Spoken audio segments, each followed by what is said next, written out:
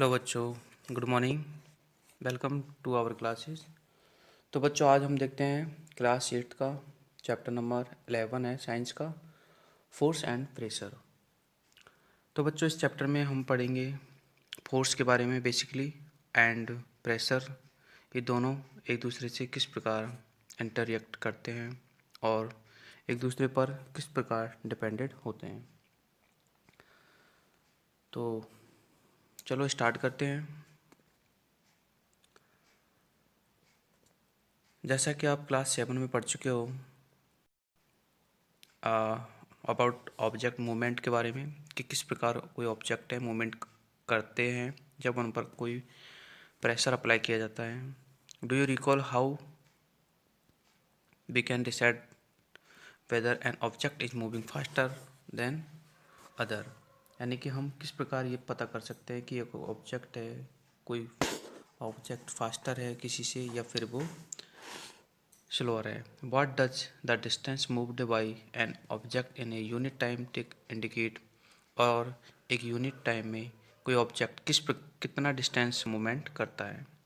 You also know that a movement object like A ball running on the ground slow down, यानी कि जब हम एक ball को फेंकते हैं वो धीरे धीरे स्लो डाउन हो जाती है।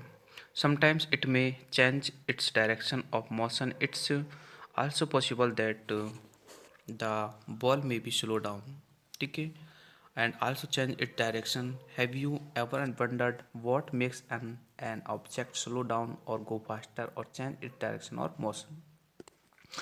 कि जैसे हम देखते हैं कि बॉल को जैसे हम फेंकते हैं तो कुछ देर के बाद में उसकी स्पीड कम हो जाती है और वो रुक जाती है, या फिर हम ये भी कह सकते हैं कि उसका जो डायरेक्शन है वो भी चेंज हो जाता है। तो ये किस प्रकार होता है और क्यों होता है, इस चीज़ को हम किस प्रकार यहाँ पर अंडरस्टैंड कर सकते हैं। तो देखो, let us recall some of our everyday experience. What do you do to make a football move, यानी कि हम फुटबॉल को मूवमेंट कराने के लिए क्या करते हैं। What do you do the एक bowling movement faster. How does a goalkeeper stop a ball, goalkeeper जो होता है वो किस प्रकार बॉल को रोकता है। एक हॉकी प्लेयर है, वो बॉल की डायरेक्शन को किस प्रकार चेंज करता है। तो इन सभी बातों को यहाँ पर हम देखेंगे। तो देखो, in all these situations the ball is either made of move faster और स्लोअर और इट्स डायरेक्शन और मोशन इज चेंज, यानी कि यहाँ पर ये जितनी भी कंडीशंस दिखाई गई है उन सब में जो बॉल है उसकी स्पीड को बढ़ाया गया है, यानी फास्टर किया गया है, स्लो भी किया गया है, और या फिर कह सकते हैं हम कि बॉल की डायरेक्शन को भी यहाँ पर बदला गया है। जैसे हॉकी प्लेयर है तो वो बॉल की डायरेक्शन को बदल देता है। तो we often say that a force has been applied on a ball when it is kicked, push, throw और फ्लिक्ट। ध्यान देना, यानी कि इन सभी सिचुएशंस में एक फोर्स क्या हो जाता है, अप्लाई होता है। यानी कि जब हम बॉल को किक करते हैं, पुश करते हैं, थ्रो यानी फेंकते हैं और फ्लिक्ट करते हैं, तो व्हाट इज ए फोर्स। तो हम बात करते हैं कि इन सभी सिचुएशन में जो फोर्स अप्लाई करते हैं तो फोर्स होता क्या है, और what can it do the body on which a applied, और ये बॉडी पर किस प्रकार अप्लाई होता है। Now we shall seek answer to such questions in this chapter. तो हम इन सभी क्वेश्चंस के आंसर इन चैप्टर में ढूंढने की कोशिश करते हैं। अगला जो आपका पैराग्राफ है वो है फोर्स ए पुश और ए पुल, यानी कि किसी चीज़ को पुश करना, धक्का लगाना, या फिर किसी चीज़ को पुल करना यानी अपनी ओर खींचना, ये दोनों ही फोर्स की कंडीशंस होती है। Action like picking, opening, shutting, kicking, hitting, lifting और flicking, pushing, pulling are often used for the describing certain task. ये सभी चीज़ें, जो सभी एक्शंस हैं किसी सर्टेन टास्क को करने के लिए किए जाते हैं। Each of these actions usually result in some kind of changes, और इन सब के द्वारा कुछ ना कुछ स्टेट में चेंजेज आता है या फिर ऑब्जेक्ट के मोशन में चेंजेज आता है। Can these terms be replaced with one or more terms, let us find out. जैसा कि हम यहाँ पर कुछ फिगर दिखाए गए इन सिचुएशन में देख सकते हैं, ये गोलकीपर है वो किस प्रकार ही बॉल को क्या करता है, कैप्चर करता है, ये डायरेक्शन को चेंज करता है, और ये किस प्रकार जो बॉल को रोकने के लिए फोर्स अप्लाई करता है। तो इन सभी बातों को नेक्स्ट आपको 11.1 एक्टिविटी दे रखी है। इसमें हमें ये आइडेंटिफाई करना है कि एक्शन मतलब किस कंडीशंस में कौन सा एक्शन किया जाता है, पुश और या पुल। जैसे आपके यहाँ पर दे रखा है moving a book placed on a table, यानी टेबल पर रखी हुई बुक को हम अगर मूव करवाना चाहते हैं तो कौन कौन से यूज कर सकते हैं। देखो पुशिंग कर सकते हैं या फिर पुलिंग कर सकते हैं और लिफ्टिंग कर सकते हैं। ठीक है, पुश मतलब धक्का भी लगा के कर सकते हैं, पुल मतलब खींच के भी कर सकते हैं, ये लिफ्टिंग मतलब उठा के भी हम उसको मूवमेंट करा सकते हैं। ठीक है, तो इसी प्रकार से आपको यहाँ पर ये पुश और पुल का जो फील करना होता है। ठीक है, आगे हम देखते हैं। Do you notice that each of the actions can be grouped as a pull or push? Can be infer from these that to move an object, यानी इनका यूज करके पुश और पुल का यूज करके हम किसी ऑब्जेक्ट के movement को दे सकते हैं। It has to be pushed or pulled in science. A push or pull on A object is called force. तो साइंस के अंतर्गत पुश करना या पुल करना, ये दोनों ही कंडीशन जो है फोर्स के अंतर्गत आती है। Thus, we can say that the motion imparted to object was due to the action of force. When does a force comes into play? Let us find out.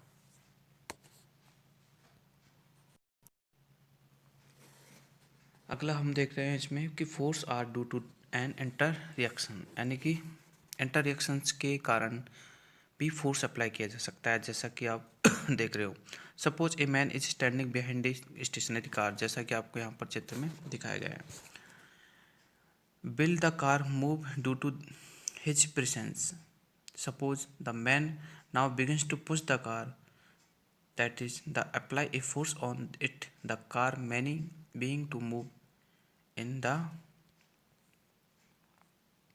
Direction of the applied force. जैसे कि ये आदमी है जो कि car के पीछे खड़ा है। ठीक है, तो इस कंडीशंस में कार मूव करना स्टार्ट करती है कब, जब ये कार्स को पुश करता है। तो देखो यहाँ पर सेकंड पिक्चर में कार को पुश कर रहा है, पुश का मतलब धक्का लगा रहा है। इस कंडीशन में कार चलना स्टार्ट करती है। ओके, नाउ अनदर हम सिचुएशन देखते हैं गर्ल्स का 11.3 ए जो पिक्चर है। यहाँ पर दो गर्ल्स, यहाँ पर नीचे लिख रखा है हु इज़ पुशिंग होम, यानी कौन किसको पुश कर रहा है। तो जैसा कि हम चित्र में देख सकते हैं, गर्ल फर्स्ट सेकंड को पुश कर रही है। तो देखो, so three situation that may to be familiar to you, can you decide who is pulling और हु इज़ द पुशिंग। ठीक है, तो देखो जैसा कि हम बात करते हैं पहले वाले चित्र की, तो दोनों गर्ल्स जो है एक दूसरे को क्या कर रही है, पुश कर रही है, यानी कि यहाँ पर दोनों ही गर्ल्स जो है एक दूसरे को पुश करती हुई दिखाई दे रही हैं। नाउ हम बात करते हैं सेकंड पिक्चर की, तो यहाँ पर भी दोनों ही गर्ल्स जो एक दूसरे को पुल कर रही है, क्या वहाँ पे पुश कर रही थी, यहाँ पर पुल कर रही हैं। फिर हम बात करते हैं ये थर्ड सिचुएशन की। तो देखो यहाँ पर भी ये दोनों एक दूसरे को क्या कर रहे हैं, पुल कर रहे हैं, यानी कि ये जो मैन है ये इस काऊ को अपनी ओर खींच रहा है और ये काऊ जो है इस मैन को भी अपनी ओर खींच रही है। तो from these examples we can infer that least two object must interact. ध्यान देना कि एक मिनट रुको, लिस्ट कम से कम दो ऑब्जेक्ट जो है must interact for a force to come into play, यानी कि दो ऑब्जेक्टों के बीच में फोर्स अप्लाई होता है। Thus N interaction of one object with another object result in the force between the to object. तो एक ऑब्जेक्ट का दूसरे ऑब्जेक्ट के साथ में जो इंटर रिएक्शन होता है उसे हम क्या बोलते हैं, फोर्स बोलते हैं। ठीक है, जैसे दो लड़कियां एक दूसरे को धक्का मार रही थी तो वो भी फोर्स है, दो लड़कियां एक दूसरे को खींच रही थी वो भी फोर्स है, एक आदमी एक गाय को खींच रहा है ये भी फोर्स का ही जरिया है। आगे हम देखते हैं एक्सप्लोरिंग फोर्सेज कि फोर्सेज किस किस टाइप से होते हैं। तो जैसा कि आप यहाँ पर डायग्राम में देख सकते हो कि ये कोई बॉक्स है, तो कि दोनों बंदे जो है एक ही डायरेक्शन में यानी सेम डायरेक्शन में क्या कर रहे हैं, फोर्स लगा रहे हैं। ठीक है, तो उस कंडीशन में ये जो बॉक्स है वो मूवमेंट कर रहा है। बट अगर यहाँ पर हम देखें नेक्स्ट जो इसका पिक्चर दे रखा है उसमें देखें अगर हम, तो सेकंड नंबर जो पिक्चर है उसमें दे रखा है कि दोनों ही ये वाला जो बंदा है ये इस डायरेक्शन में फोर्स लगा रहा है और ये वाला जो बंदा है वो इस डायरेक्शन में फोर्स लगा रहा है, यानी दोनों ही अपनी अपोजिट फोर्स लगा रहे हैं। ठीक है, तो इस पहले वाली सिचुएशन में यहाँ पर मोमेंट ज़्यादा होगा बॉक्स का, जबकि दूसरी सिचुएशन में मोमेंट ऑटोमेटिक कम हो जाएगा बिकॉज फोर्स दोनों ही डायरेक्शंस में लग रहा है। तो यहाँ पर हम क्या समझ सकते हैं, तो देखो यहाँ पर हम समझ सकते हैं कि फोर्स जो है डिपेंड होता है डायरेक्शन पे। तो देखो, have you ever seen in game of the tug of the war? In this game two teams pull at the rope in the opposite direction, member of both of teams are try to pull. देखो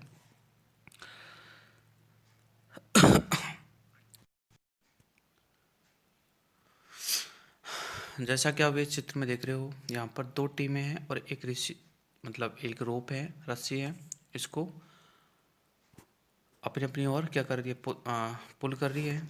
तो जैसा कि ये तीन जो boys है इधर इसको पुल कर रहे हैं, ये तीन गर्ल्स इधर इसको पुल कर रही है। तो इस कंडीशन में होगा क्या, तो देखो sometime the rope merely does not move. देखो अगर यहाँ पर कंडीशन ऐसी बनती है कि अगर दोनों तरफ इधर भी और इधर भी दोनों तरफ अगर इक्वल फोर्स लग रहा है तो उस कंडीशन में जो रोप है वो मूव नहीं करेगी किसी भी कंडीशन में। ठीक है, तो the team that pools harder, और जो टीम ज़्यादा हार्डर पुल करेगी मतलब ज़्यादा तेज उस चीज़ को खींचती है, एट अप्लाई ये फोर्स लार्जर, उसको ज़्यादा फोर्स लार्जर मतलब अप्लाई करना पड़ेगा, और वही इस जो गेम है उसमें क्या होगी, विन होगी। तो what do these example suggest about the nature of the force? तो ये जो एग्जाम्पल हैं वो हमारे फोर्स के नेचर को सजेस्ट करते हैं, हमें समझाते हैं कि फोर्स किस प्रकार अप्लाई हो सकता है, डायरेक्शन पे किस पर डिपेंड होता है। आगे हम देखते हैं force applied on A object in the same direction at to one another. Now recall what happen when you and your friend push the heavy box in the 11.2। देखो जैसा कि आपको ये डार्क लाइन में लिख रखा है डायरेक्शन ऐड। अगर मान लीजिए मैं किसी ऑब्जेक्ट को, जैसे कि हमने पिछले 11.2 एक्टिविटी में पढ़ा था कि एक लड़का किसी बॉक्स को धक्का दे के खिसका रहा था, और सेम कंडीशन में दो बच्चे अगर उसको धक्का दे के खिसकाएँ, ठीक है, तो मतलब दोनों का जो फोर्स है वो ऐड हो जाएगा और बॉक्स क्या है करेगा, ज़्यादा मूवमेंट करेगा। तो यहाँ पर इसी बात को समझाया गया है कि एक ही डायरेक्शन में जो अगर दो फोर्सेज लग रहे हैं तो वो दोनों ऐड हो जाएंगे। नेक्स्ट जो यहाँ पर है वो समझाया गया है कि if two forces act in the opposite direction, अगर दो फोर्स अपोजिट डायरेक्शन में लग रहे हैं, जैसे एक तो इधर से लगा रहा है और एक इधर से लगा रहा है इस बॉक्स पर, ठीक है, तो इस कंडीशन में जो फोर्स हैं, ठीक है, तो वो घट जाएंगे, यानी कि ऐड नहीं होगा। इस कंडीशन में फोर्स क्या होगा, सब्ट्रैक्ट होगा। तो देखो difference between of two forces, ठीक है, जैसे मान लीजिए इधर से मैंने लगाया, देखो फोर्स है उसको न्यूटन में डिनोट करते हैं। इधर से मैंने मान लीजिए 10 न्यूटन का फोर्स लगाया, इधर से एक मेरा दोस्त है वो भी मान लीजिए 8 न्यूटन का फोर्स लगा रहा है। तो ऑब्जेक्ट पर कितना फोर्स लगा, 10 minus 8, it means 2 Newton only. ठीक है, ऑब्जेक्ट पर सिर्फ 2 न्यूटन का फोर्स लगा है। और अगर मान लीजिए ये बॉक्स है मेरा, मैं इधर से 10 न्यूटन का फोर्स लगा रहा हूँ और इधर मेरा दोस्त भी आ गया वो भी 8 न्यूटन का फोर्स लगा रहा है, तो उस कंडीशन में हमारा टोटल फोर्स हो जाएगा 18 न्यूटन। यानी कि फोर्स एक डायरेक्शन में लगता है तो ऐड होता है और अपोजिट डायरेक्शन में लगता है तो घट जाता है। ठीक है, आगे हम पढ़ते हैं। So we learn that the force could be larger or smaller than the other or equal to each other. The strength of the force is usually expressed the magnitude, यानी फोर्स की जो स्ट्रेंथ होती है उसको magnitude से हम represent करते हैं। We have also to specify that direction in which the force act, also direction of the magnitude of the applied force change, it affect the changes।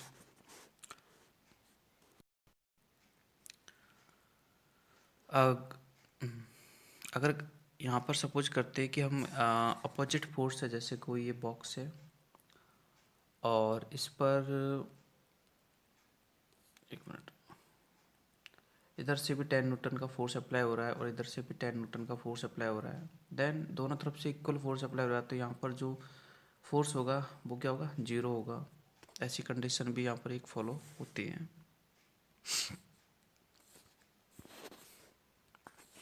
आगे हम देखते हैं forces can change the state of motion. क्या force से किसी भी state को change कर सकते हैं मोशन में? बिल्कुल हम कर सकते हैं। जैसा कि देखो एक बॉल है जो कि स्टेबल कंडीशन में है, अगर हम उसमें थोड़ा सा भी इसको पुश करेंगे तो देन वो मूवमेंट करने लग जाती है। ठीक है, तो यानी कि हम उसकी स्टेट में चेंज कर सकते हैं। तो देखो, you might recall similar situation for example while talking A plenty kick off A football. यानी कि अगर हम फुटबॉल के किक मारते हैं, the player apply A force on the ball before being hit, यानी हिट से पहले वो उस पर फोर्स अप्लाई करता है। द बॉल बाज at the rest and so its speed बाज जीरो, और जब बॉल रेस्ट में होती है तो उसकी स्पीड जीरो होती है। The applied force makes the ball to move towards goal. Suppose the goalkeeper divide the jump up to save the goals by action and goalkeeper tries to the force and moving of the ball. यानी कि फिर goalkeeper भी क्या करेगा, उस ball पे force को apply करेगा उसको रोकने के लिए। तो इस प्रकार से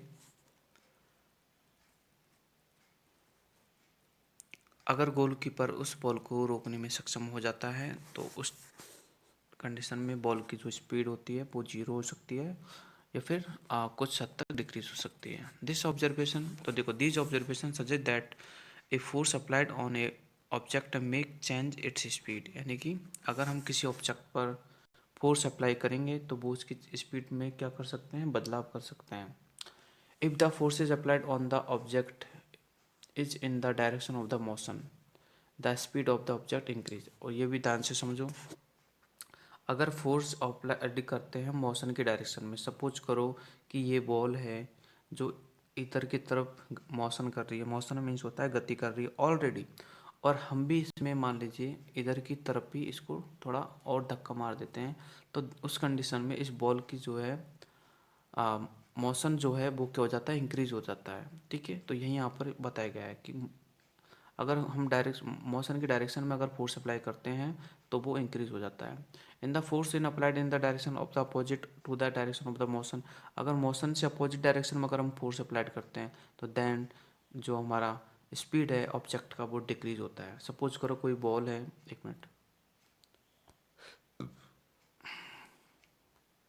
सपोज करो कोई बॉल है जो कि एक मिनट इस डायरेक्शन में ऑलरेडी मूव कर रही है, और लेकिन मैं यहाँ पे खड़ा हूँ और मैं इसको आगे जाके इसको क्या करता हूँ, मैं रोकता हूँ। सपोज करो इस कंडीशन में इस बॉल का जो मूवमेंट होगा वो क्या हो जाएगा, डिक्रीज हो जाएगा। रोकने से आपको पता ही है अपोजिट फोर्स लगेगा, क्योंकि बॉल का फोर्स इधर है, मेरा फोर्स इधर है, तो मूवमेंट डिक्रीज होगा। ठीक है,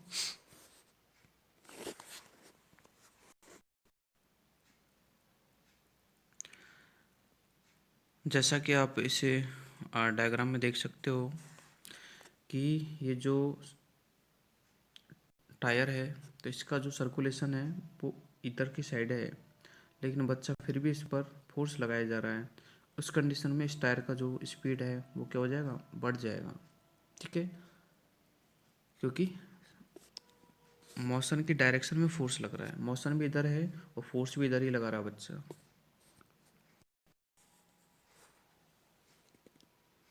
पहले is crucial to know known whether application of a forces can only change the speed of an object. Let us find out.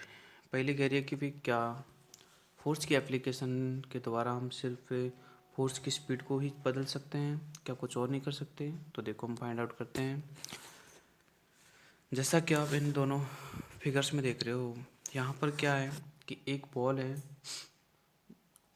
तो हम मान लीजिए बॉल का स्पीड मोशन इधर की साइड है, हाथ के द्वारा हम इसके मौसम में क्या कर सकते हैं, बदलाव कर सकते हैं, जैसा कि आप इसमें देख रहे हो। सेकंड, अगर आप देखते हो कि बॉल की डायरेक्शन पहले से ऐसी थी और स्केल का हमने यूज करके बॉल की डायरेक्शन को नीचे कर दिया, यानी कि हम बॉल की डायरेक्शन को बदलने के लिए, या फिर ये हम बोल सकते हैं कि फोर्स का यूज कर सकते हैं हम ऑब्जेक्ट की डायरेक्शन को चेंज करने के लिए। आगे हम देखते हैं, let us consider some more examples. In a game of the volleyball, players often push off the move ball to their team mates. ठीक है, यानी कि वो वॉलीबॉल गेम में हम क्या बोलते हैं, बॉल को पुश करते हैं टीममेट्स की तरफ, making a winning move. Sometimes the ball is return to the other sides of the court by pushing और ए स्मैशिंग इट यानी कि अदर साइड से भी कोई उसको पुश करता है। ऐसा ही क्रिकेट में होता है। A batsman plays his or her shot by applying a force on the ball with the bat. It there any change in the direction of motion of a ball is this cases.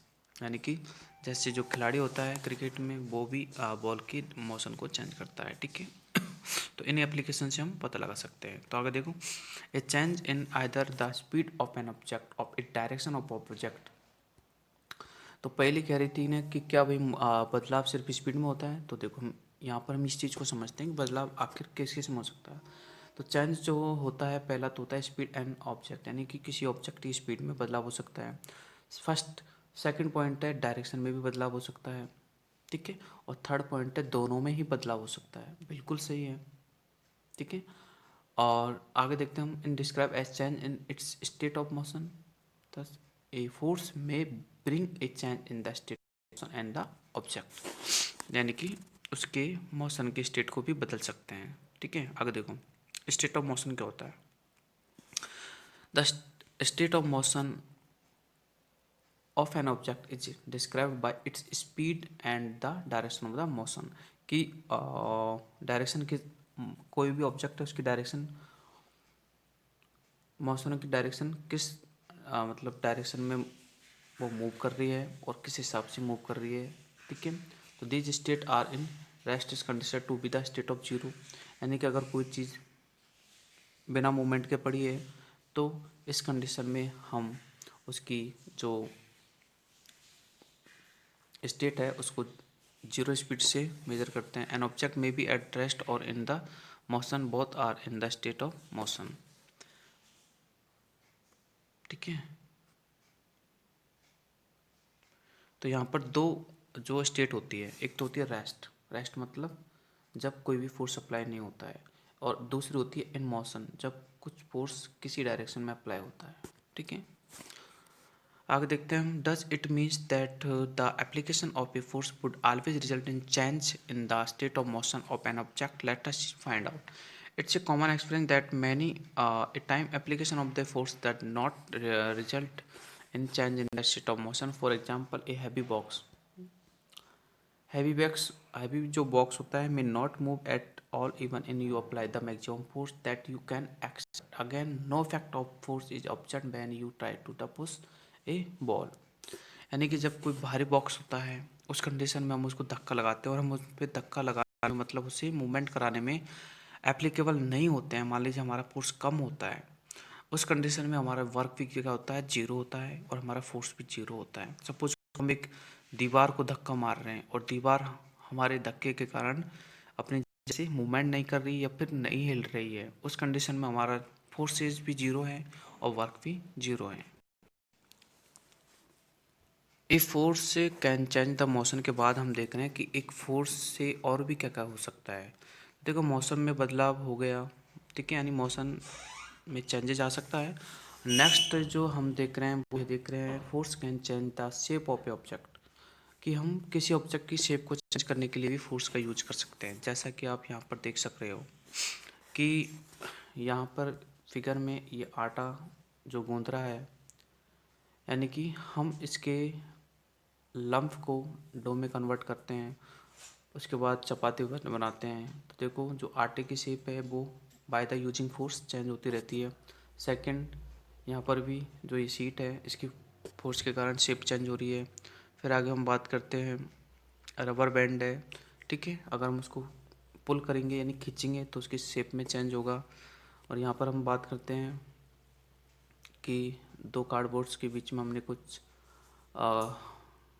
Scale रखा है, उसके ऊपर हम कुछ वजन रख रहे हैं तो उसमें बदलाव होता है। तो इसमें हम समझ सकते हैं कि अगर फोर्स अप्लाई होगा तो शेप में भी चेंज होगा।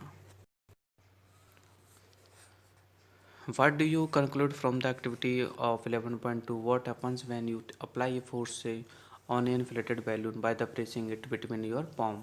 यानी कि जब हम बैलून को फोर्स के द्वारा क्या करते हैं, हम दबाते हैं तो क्या होता है। What happens the shape of a ball of the dough when it roll to a make chapati, जैसा कि हम देख सकते हैं। ठीक है।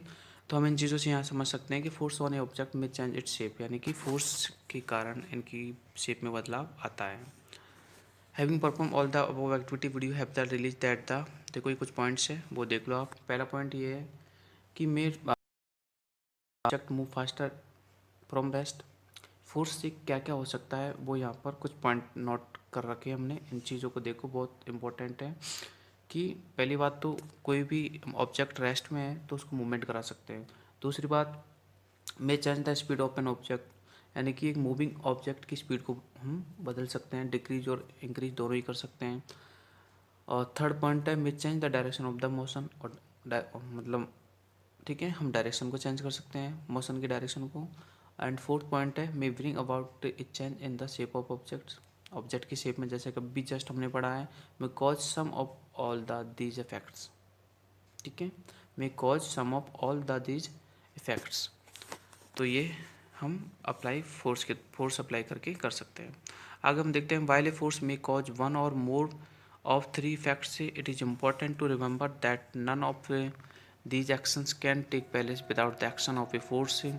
An object cannot move by itself, यानी कि कोई भी ऑब्जेक्ट अपने आप तो मूव नहीं कर सकता जब तक कि उस पर हम कोई फोर्स नहीं लगाएं। ठीक है, हर ऑब्जेक्ट जो है फोर्स के लिए मूवमेंट पे मूवमेंट के लिए फोर्स पर डिपेंड रहता है।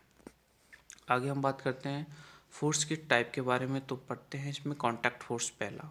देखिए, ऐसे फोर्स जिसमें कांटेक्ट से फोर्स अप्लाई किया जाता है, तो हम उसमें पहला कांटेक्ट फोर्स में भी हम पहला पढ़ रहे हैं मस्कुलर फोर्स। तो देखो, कैन यू पुश और lift a book lying on a table without touching it.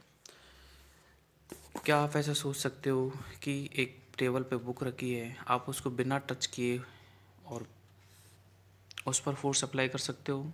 Can you lift a bucket of a water without holding it.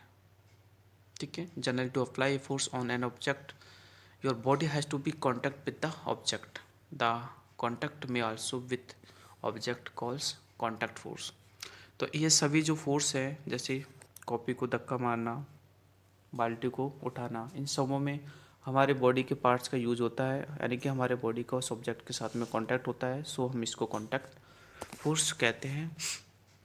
और मस्कुलर फोर्स हमारी मसल्स के द्वारा होता है। तो देखो, when we push an object like a school bag और a lift of bucket water, है ना, तो उस कंडीशन में word where does the force come from, यानी कि फोर्स कहाँ से आता है, तो these force caused by action of muscles in our body. ठीक है, तो ये जो फोर्स लगता है बाल्टी को उठाने में या फिर धक्का लगाने में, तो ये हमारे मसल से आता है, यानी हमारी बॉडी में मसल से आता है, सो इसको हम मस्कुलर फोर्स बोलते हैं। ठीक है, बस यही कहानी है। आगे देखो, animals also make use of muscular force to carry out the physical activities. देखो, जैसा कि एनिमल जो होते हैं वो वर्क करते हैं तो अपने मस्कुलर फोर्स के कारण करते हैं, जैसा कि आप चित्र में देख सकते हो यहाँ पर। ठीक है, ये बैलगाड़ी जो चल रही है वो दोनों एनिमल से कारण चल रही है, तो ये अपने मस्कुलर फोर्स का यूज करते हैं इसको कैरी करने के लिए, इसको मूवमेंट कराने के लिए। ठीक है,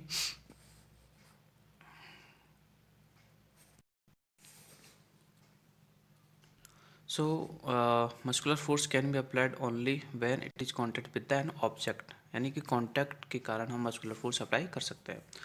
नेक्स्ट हम देखते हैं फ्रिक्शन। तो देखो, फ्रिक्शन क्या है, फ्रिक्शन को हम हिंदी में बोलते हैं घर्षण। तो recall some of your experience, आप अपने जो कुछ एक्सपीरियंस है उनको रिकॉल करो, याद करो, जो कि आपने पिछली क्लास में देखा है कि a ball rolling along the ground gradually slow down the finally comes of the rest, कि जब हम किसी बॉल को धक्का देकर हम उसको स्पीड में लाते हैं तो हम देखते हैं कि वो बॉल है वो ग्राउंड पर कुछ टाइम बाद रुक जाती है, स्लो हो जाती है और धीरे धीरे वो रुक जाती है। ऐसा क्यों होता है, तो वो होता है फ्रिक्शन के कारण।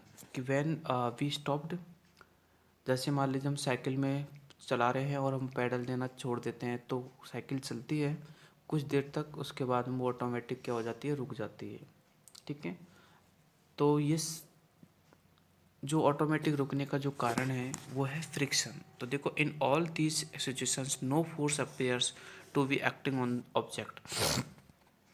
चलती हुई बॉल को हम नहीं रोक रहे, फिर भी बॉल एक समय पर रुक जाती है, इसमें हमने कोई फोर्स नहीं लगाया, yet there speed gradually decrease, फिर भी इनकी स्पीड जो होती है वो डिक्रीज हो जाती है। They came to rest after some time, what cause of change in the state of motion, तो इस टाइम जो इन पे इनकी जो स्टेट है उसमें कौन बदलाव किया, तो the force responsible for the changes of the state of motion of object in all the examples is called friction. ठीक है, तो इस कंडीशन में जो फोर्स अप्लाई हुआ है उसे हम बोलते हैं friction force. Friction force, it is the force of the friction between the surface of the ball and the ground, जो कि उस बॉल के और ग्राउंड के बीच में लगता है, उसको हम बोलते हैं friction force. Similarly friction between the water and the boat, ठीक है, brings it to be stop, यानी कि पानी में बोट जो है अपने आप स्टॉप हो जाती है, तो उसमें भी पानी के और बोट के बीच में क्या लगता है, फ्रिक्शन लगता है।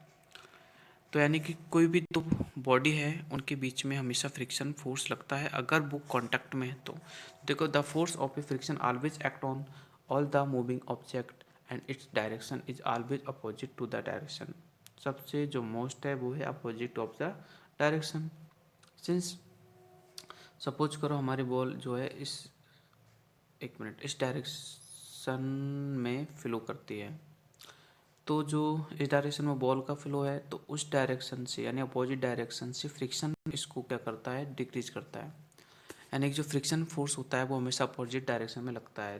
बॉल जो है लुढ़क के इधर जा रही है तो फोर्स जो ग्राउंड के और बॉल के बिटवीन लगेगा वो इस कंडीशन में लगेगा, यानी कि अपोजिट डायरेक्शन में लगता है। उस कंडीशन में इसका जो स्पीड होता है वो डिक्रीज हो जाता है।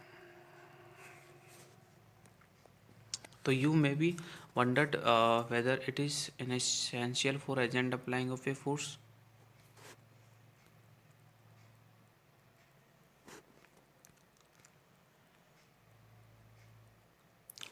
तो ये दो टाइप के जो फोर्सेज हैं आपके, ये हो गए आपके कांटेक्ट फोर्स, यानी कि यहाँ पर फिजिकली कांटेक्ट था, जैसे मस्कुलर फोर्स में मसल्स का कांटेक्ट रहता है, और ऐसे ही फ्रिक्शन में जो है अर्थ का और ऑब्जेक्ट का कांटेक्ट रहता है। अब हम आगे देखते हैं नॉन कांटेक्ट फोर्स, जैसे मैग्नेटिक फोर्स है। ठीक है, मैग्नेटिक फोर्स तो आप जानते ही हो, मैग्नेट के द्वारा जो फोर्स लगता है that is called magnetic force.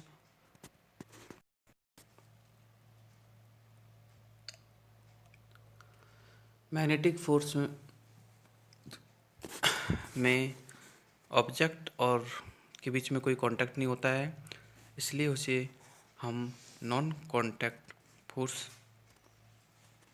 कहते हैं। बिकॉज आपको पता है मैग्नेट जो होता है वो दूर से ही ऑब्जेक्ट पे फोर्स अप्लाई करके अट्रैक्ट और रिपेल करता है।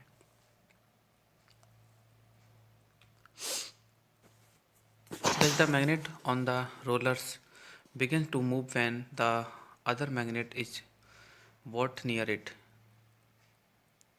ठीक है, जैसा कि हम एक मैग्नेट के पास दूसरे मैग्नेट को लाते हैं तो वो बेसिकली एक दूसरे की तरफ अट्रैक्ट और रिपेल करेंगे। What do this observation suggest does the means some force must be acting between the two magnets. You must learn in the class 6 that like a pole of a two magnet repel each other. जैसा कि हम class 6 में पढ़ चुके हैं कि अगर like pole होंगे, मतलब एक जैसे पोल होंगे, तो वो एक दूसरे को रिपेल करेंगे, मतलब एक दूसरे को धक्का मारेंगे। ठीक है, और अनलाइक जो पोल्स होंगे वो एक दूसरे को क्या करेंगे, अट्रैक्ट करेंगे। ठीक है, do you know bring of magnet in contact of observing of a force between them, a and magnetic can be exert force on the another magnet without being a contact it, that is called non contact force। जैसा कि मैं आपको समझा चुका हूँ, metal magnet के द्वारा non contact force को अप्लाई किया जाता है। ठीक है, जैसे कि यहाँ पर आप देख सकते हो, a straw rubbed with paper attract another straw but repel it if it has also been rubbed with a sheet of a paper. देखो यहाँ पर एक पेपर है जो कि रब्ड है, उसको हम दूसरे बिना रब्ड से अट्रैक्ट करते हैं तो ये अट्रैक्ट होती है। A straw is said to be accurated electrostatic charge after it has been rubbed been in sheet of the paper, यानी पेपर की शीट के साथ में हम स्ट्रो को अगर रब करेंगे तो उस पर एक इलेक्ट्रिक चार्ज जनरेट हो जाता है, जैसा कि हम पिछली क्लास में करते थे। Such straw an example of the charge body. तो यहाँ पर जो स्ट्रॉ है वो एक चार्ज बॉडी की तरह बिहेवियर करता है। And the force exerted by charge body and another charge और uncharged body it known as the electrolysis electrostatic force. This force come into play even when the bodies are not in contact. The electroelastic force therefore is another example of non-contacting force. तो जैसे magnetic force के हमने बारे में बात की थी कि मैग्नेट जो होते हैं एक मतलब सेम मैग्नेट एक दूसरे को क्या करते हैं, रिपेल करते हैं, और अपोजिट पोल्स के जो मैग्नेट होते हैं एक दूसरे को अट्रैक्ट करते हैं।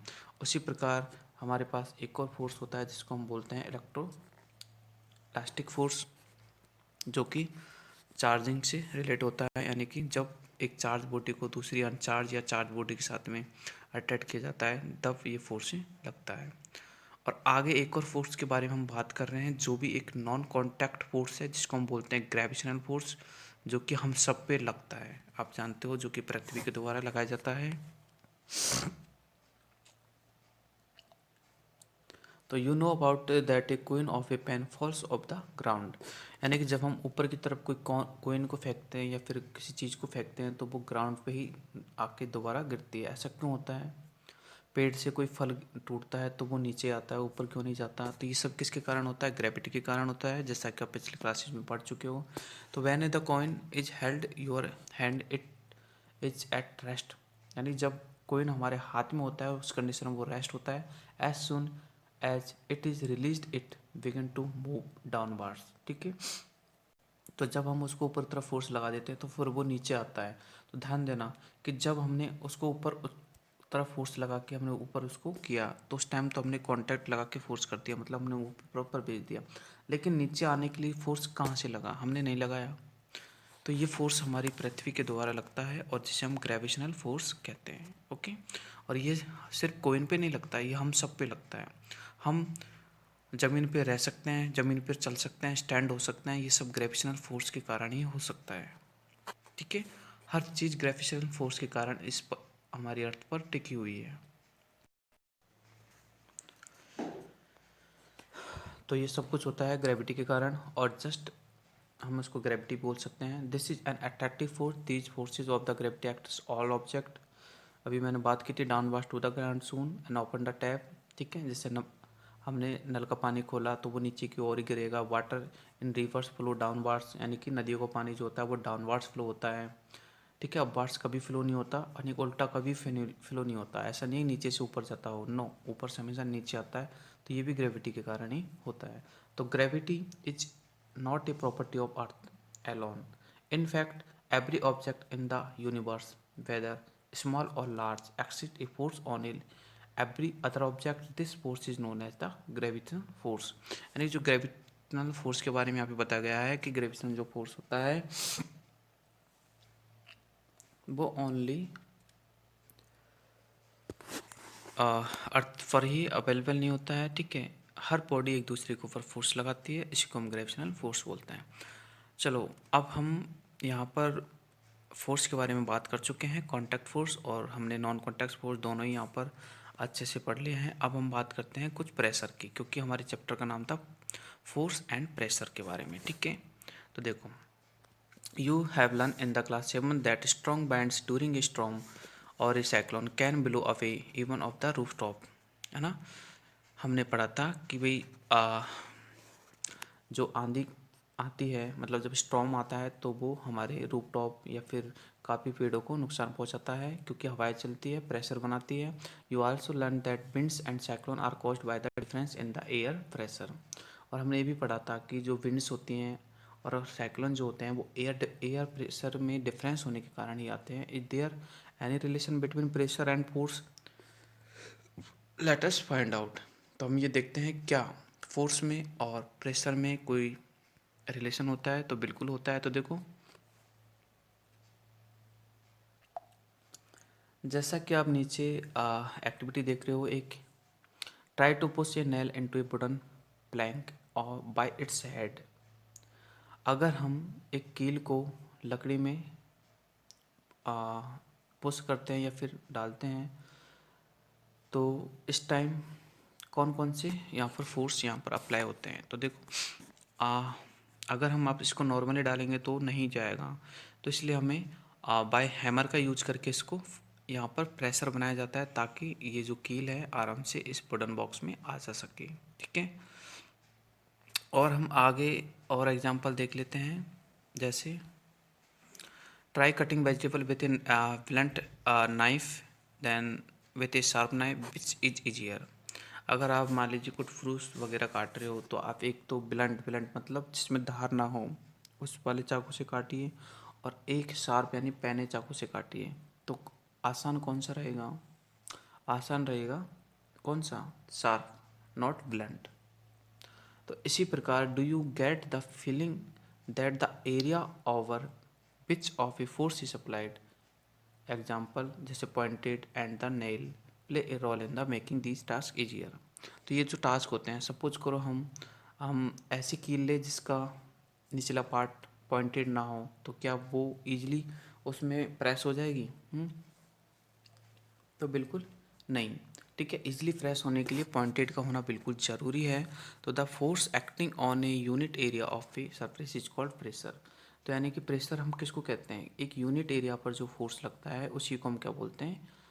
प्रेशर बोलते हैं। ठीक है, तो ये वही यहाँ पर जो डिफाइन है ये आपके लिए बहुत इम्पोर्टेंट है।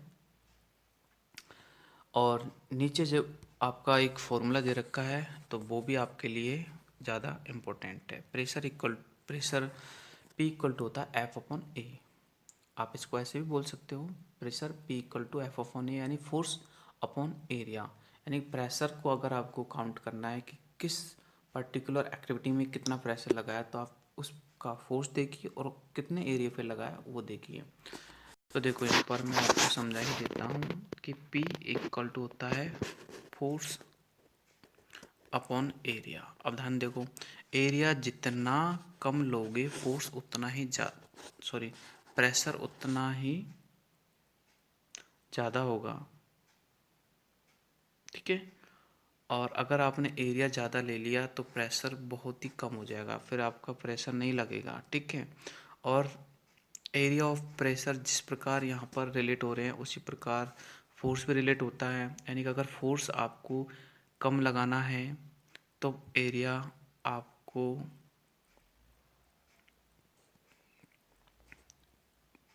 क्या करना पड़ेगा? बिल्कुल डाउन करना पड़ेगा। अगर आपका एरिया ज़्यादा है तो फोर्स आपका बहुत ही, ठीक है, एक दूसरे से इंटर रिएक्ट करते हैं।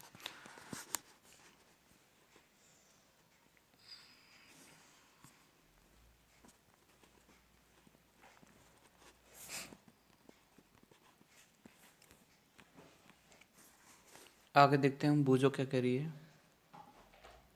तो देखो पहली कह रही है कि now I understand why porters पहले से around pieces of the cloth of their heads when they have to carry heavy loads. By doing of this increase the area of the contact of a load with their head, so the pressure on their head is reduced and they find it easier to carry the load.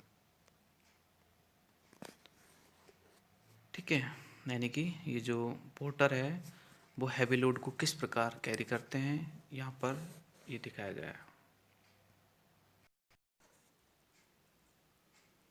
जैसा कि आप यहाँ पर देख सकते हो, note that area is in the denominator in the above expression. यानी कि हमने जो एक्सप्रेशन देखा था कौन सा? P equal to F/A। ठीक है, तो इसमें क्या था? देखो अगर डिनोमिनेटर में एरिया अगर आपका कम है, ठीक है, लार्जर प्रेशर क्या होगा? ज़्यादा होगा। और अगर आपका एरिया ज़्यादा है तो प्रेशर आपका कम होगा। ठीक है, तो उसी कंडीशन में जो प्रेशर और फोर्स है ये दोनों हमारे सेम एप्लीकेबल होते हैं। कैन यू एक्सप्लेन हाउ कि now why soldier bags are provided with broad straps and not thin strap, and why the tools meant of cutting if वायरसिंग ऑलवेज हैव शार्प। ठीक है। Do liquids and gases also exert pressure, does it all depend on the area and which are force act. यानी कि जो pressure होता है वो area पर ही डिपेंडेड होता है कि कितना प्रेशर किस एरिया पर लगा है, तो उसके हिसाब से हम फोर्स को कैलकुलेट कर सकते हैं। अब हम आगे देखते हैं प्रेशर जो होता है वो लिक्विड और गैसेस के द्वारा किस प्रकार लगाया जाता है, तो इस चीज़ को यहाँ पर हम समझते हैं।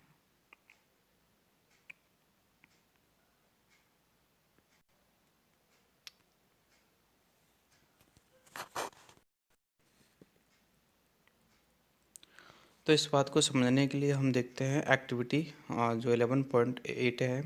इसमें हम देख सकते हैं कि हमारे पास यहाँ पर दो डिफरेंट जो हाइट है उसके जो हमारे पास कंटेनर हैं, जिसमें हम देख रहे हैं कंटेनर जो फर्स्ट है इसमें हाइट कम है और पानी भी कम हाइट तक भरा हुआ है, और जबकि कंटेनर जो 2 है उसकी हाइट ज़्यादा है, उसमें पानी भी एक ज़्यादा हाइट लेवल तक भरा हुआ है।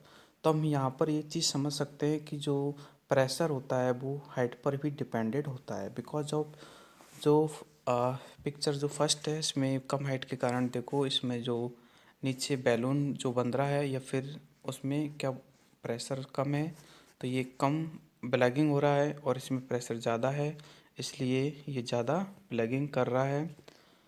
ठीक है। तो यानी कि हम ये समझ सकते हैं कि जो प्रेशर होता है वो हाइट पर बिल्कुल डिपेंडेड होता है। ठीक है। आगे हम देखते हैं 11.9 एक्टिविटी। इसमें हमें दिखाया गया है, इसमें हमें एक बॉटल लेनी है और you can take a discard water. ठीक है। Fix a cylinder glass tube, और इसको हमें एक ग्लास ट्यूब के साथ में फिक्स करना है, और you can do this slightly heating one end of the glass tube and thick quickly insert it near the bottom of the bottle. Make sure that water does not leak from the joint.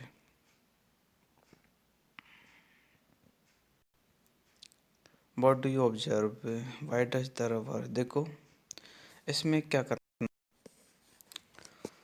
हमें एक बोतल लेनी है और उसके हमें नीचे के बॉटम एंड को कुछ इस प्रकार से सेटलमेंट करना है जिस प्रकार के आपको फिगर में दिखाया गया है। तो यहाँ पर हम ये ऐसा देखते हैं कि जैसे जैसे पानी को हम यहाँ पर फिल करते हैं, पानी जैसे जैसे बढ़ता है तो आपके ये जो रबड़ बैंड लग रहा है इस पर प्रेशर बढ़ता है, और प्रेशर बढ़ने के कारण ये क्या होता है, ब्लैगिंग होता है, मतलब फूल जाता है। और जैसे जैसे इसमें से पानी को बाहर निकालते हैं या फिर सपोज करो हम कम पानी डालते हैं तो उस कंडीशन में ये कम ब्लैगिंग करता है। तो इससे हम समझ सकते हैं कि यहाँ पर, और जैसे मान लीजिए हम अगर हम इसको पुश और पुल करते हैं, एक मिनट रुक जाओ, इसको अगर हम पुश करते हैं रबर की बॉल को तो इसमें हमें कुछ बदलाव दिखाई देते हैं। इससे भी हम समझ सकते हैं कि जो पानी है वो इस कंटेनर की दीवार पे प्रेशर अप्लाई होता है पानी के द्वारा। तो देखो, note that the rubber sheet has been fixed on the side of the container and not just at the bottom. The bulging of the rubber sheet is in case indicate that water exert pressure on the sides of the container as well. ठीक है, जैसा कि हम इसको करते हैं। Activity 11.10 में भी हमें ऐसा दिखाया गया है कि एक बोतल ली हमने, उसमें पानी भरा, और पानी भरने के बाद हमने उसमें नीचे से कुछ क्या कर दिया, चित्र कर दिए। तो हम ऐसा यहाँ पर देखते हैं कि जैसे जैसे हमारा पानी का लेवल स्टार्टिंग में देखते हैं हम कि स्टार्टिंग में पानी की जो बोतल है वो पूरी भरी होती है, उस टाइम पर जो हमारा ये प्रेशर होता है वो ज़्यादा हाई होता है। जैसे जैसे पानी का लेवल डाउन होता है तो प्रेशर जो है कम हो जाता है। ठीक है। तो उस कंडीशन में हम यहाँ पर समझ सकते हैं कि एक मिनट, सेम डेप्थ के हिसाब से देखो, can you now see that liquid exert pressure on the walls of the container. यानी कि यहाँ दोनों ही कंडीशंस में जो लिक्विड है वो कंटेनर की वॉल्स पे प्रेशर एक्सेट करती है। Do gases also exert pressure.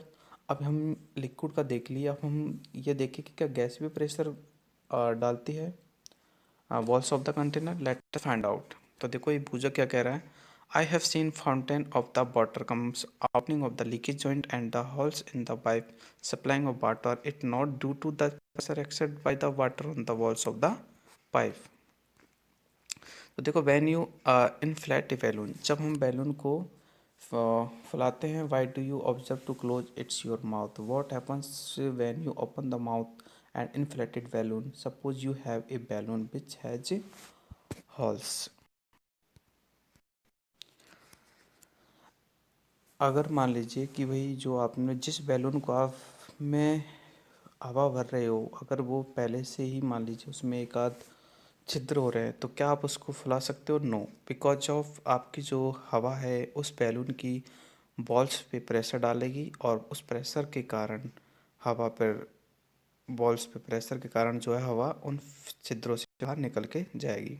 अगर बैलून विदाउट पोर्स है, छिद्र है, तो उस कंडीशन में आपकी जो बैलून की बॉल्स होगी उस पर प्रेशर बनेगा, प्रेशर के कारण वो इन्फ्लेटेड होगा। अगला देखो, do you recall what happens do you recall what happens to the air in bicycle tube when it has a punctured? Do these observations suggest there add pressure on the inner walls of a inflated balloon or a tube, so we find as gases to exert pressure on the walls of the air container? तो यानी कि जैसे हमारी cycle का tyre puncture होता है तो वो इसी कारण होता है क्योंकि जो साइकिल में हवा भरी होती है वो दबाव बनाती है, और हम जैसे ही उस वो पंचर होती है तो वो दबाव उसका कम हो जाता है और वो बाहर निकल जाती है। ठीक है, आगे हम देखते हैं एटमॉस्फेरिक प्रेशर, कि एटमॉस्फेयर का क्या प्रेशर होता है। तो बिल्कुल होता है। तो देखो, you know that there is an air all around us, यानी हमारे चारों तरफ एयर बिल्कुल प्रेजेंट है। This an envelope of air in known as the atmosphere. The atmospheric air extends up to many kilometers above the surface of the earth.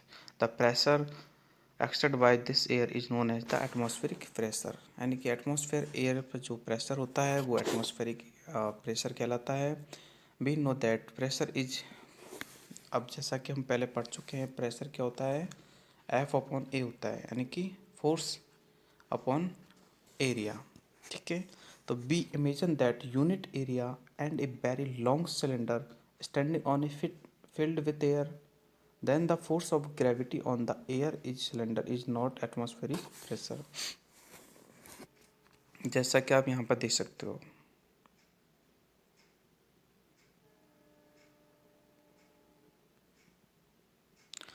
कि unit area होगा cylinder का, जैसे जो एरिया होता है वो यूनिट होता है ना, तो उस कंडीशन में उस पर एटमॉस्फेरिक प्रेशर जो है ज़्यादा होता है।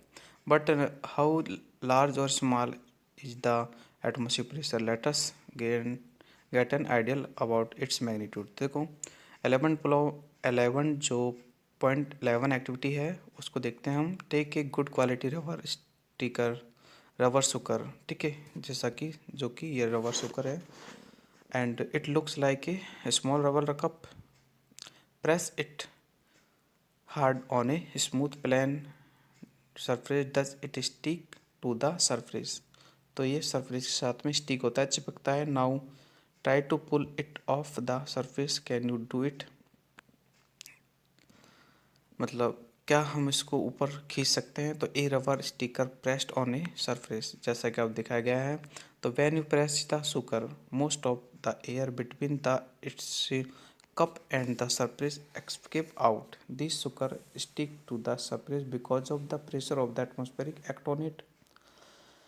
तो जैसे ही हम इस रबर शुगर को सरफेस पर चिपकाते हैं तो ये इसके अंदर की जो गैस होती है वो बाहर निकल जाती है, और इसके बाहर की साइड में एटमॉस्फेरिक प्रेशर का दबाव होता है। तो to pull the sugar on the surface it apply force should be larger enough to be overcome the atmospheric pressure. ठीक है, अंदर का जो प्रेशर होता है वो कम होता है, बाहर का प्रेशर होता है वो ज़्यादा होता है। तो this activity might have you an idea about the magnitude of the atmospheric pressure. In fact it would not be possible for any human being to pull the sugar off, यानी कि sugar को पुल करना। ठीक है, तो sugar को जो पुल करना यानी खींचना, वो हमारे बस में नहीं होता है, बिकॉज एटमॉस्फेरिक प्रेशर जो होता है ज़्यादा होता है।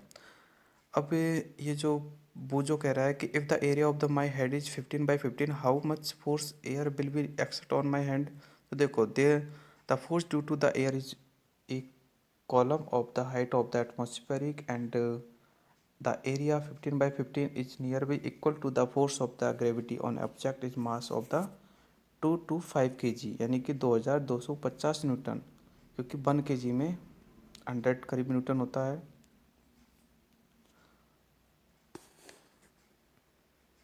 1 न्यूटन में 100 करीब केजी होता है।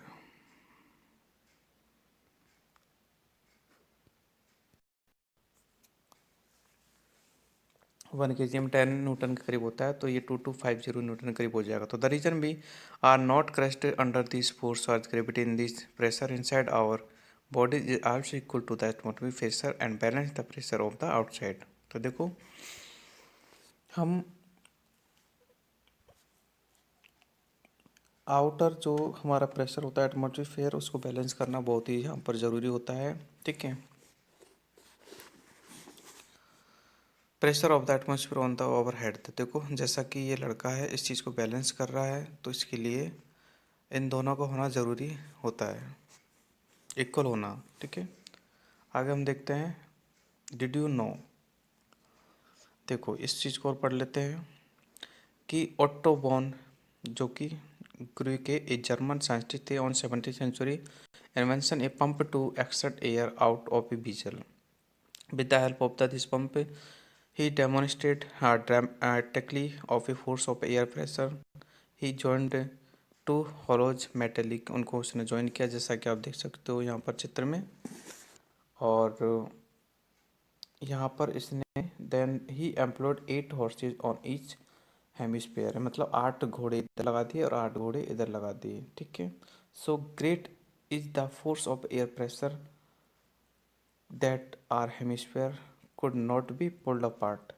तो ये जो दोनों हैं, ये हेमिस्फेयर का अंदर का प्रेशर इतना था कि बाहर का जो प्रेशर है वो भी इन दोनों को अलग नहीं कर सकता। ठीक है,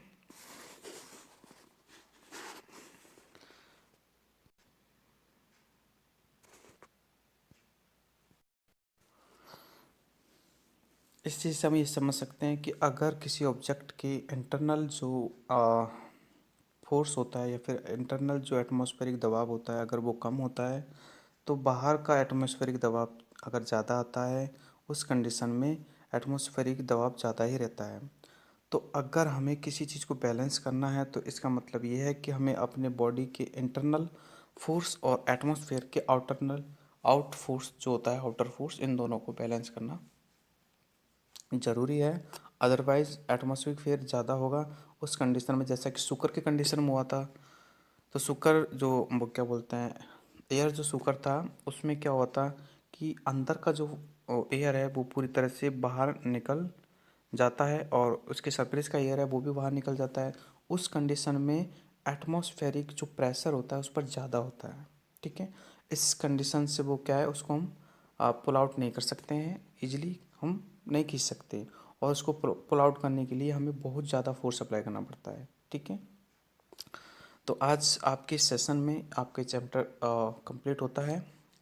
इसके बाद हम इसके क्वेश्चन आंसर को देखेंगे। तो इसका क्वेश्चन आंसर का जो नेक्स्ट वीडियो है वो आपके डिस्क्रिप्शन में आपको मिल जाएगा। और इससे पहले हमने चैप्टर जो 10 है वो एक्सप्लेन किया है, अगर आपने वो नहीं देखा है तो उसका वीडियो भी आपको इसी वीडियो के डिस्क्रिप्शन में मिल जाएगा, या फिर आप ऊपर आई बटन पे क्लिक करके भी आप वहाँ से देख सकते हो। ठीक है, और अगर आपको आपकी इस सब्जेक्ट से रिलेटेड बाकी के और चैप्टर्स देखने हैं तो हमारे चैनल पे 8th क्लास साइंस का एक प्लेलिस्ट है, तो आप वहाँ पे जाके सारे चैप्टर को आप देख सकते हो। तो होप आपको ये चैप्टर अच्छे से समझ में आएगा। अगर आप कुछ चैप्टर हमारी वीडियो पसंद आती है तो फिर इसे लाइक कीजिएगा और ज़्यादा से ज़्यादा अपने दोस्तों में इसे शेयर कीजिएगा। और अगर आप हमारे चैनल पे नए हो तो प्लीज़ इसे सब्सक्राइब कीजिएगा। फिर मिलते हैं नेक्स्ट वीडियो में इस चैप्टर से रिलेटेड क्वेश्चंस के बारे में, तो अपडेट रहिए, जल्दी आपको वो वीडियो प्रोवाइड करवा दी जाएगी। Okay, thank you for watching. मिलते हैं नेक्स्ट वीडियो में, तब तक के लिए बाय।